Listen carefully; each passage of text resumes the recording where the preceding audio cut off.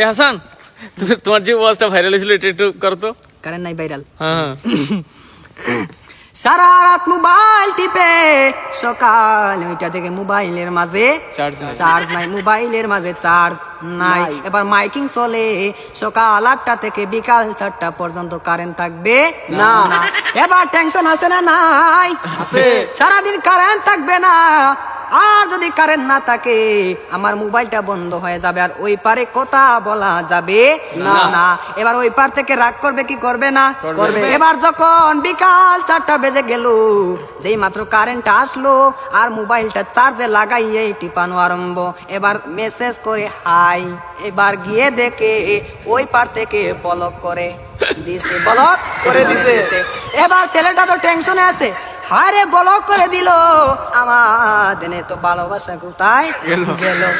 এবার 2 দিন পরে ব্লকটা খুললো, 2 দিন পরে ব্লকটা খুললো। এই 2 দিনের মাঝে ছেলেটার আরেকটা হয়ে গেছে, আরেকটা হয়ে গেছে। এবার মেয়েটা বলে তোমার সাথে আমি পালিয়ে যাব, আমাদের বাড়িতে মানবে না, চলো আমরা পালিয়ে যাই। আমি রাগ করেছিলাম, আমার রাগ তুমি কেন ভাঙ্গাও না? আর ছেলেটা রাগ কি ভাঙ্গাবে? এই 2 দিনের মাঝে আরেকটা কপালের মাঝে জয়টা গেছে। ওই মেয়েটা বলে চলো আমরা পালিয়ে যাই, ছেলে বলে চলো।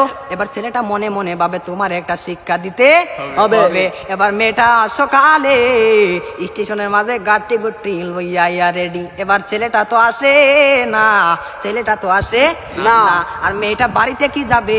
বাড়ির মাঝে 3 হাত লম্বা একটা চিঠি দিয়া পাইছে। পাশের গ্রামের রফিক মিয়ার সাথে পালিয়ে যাবে, বাড়িতে চিঠি দিয়ে যায়। আমি আর বাড়িতে মাঝে কোনোদিন আসবো না, তার নয় কার না, আমি আর কোনোদিন বাড়ির মাঝে আসবো না। আমি চলে গেলাম পাশের গ্রামের রফিক মিয়ার সাথে।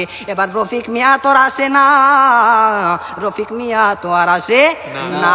এবার 1 ঘন্টা চলে যায়, 2 ঘন্টা চলে যায়, ছেলেটার মোবাইলও বন্ধ।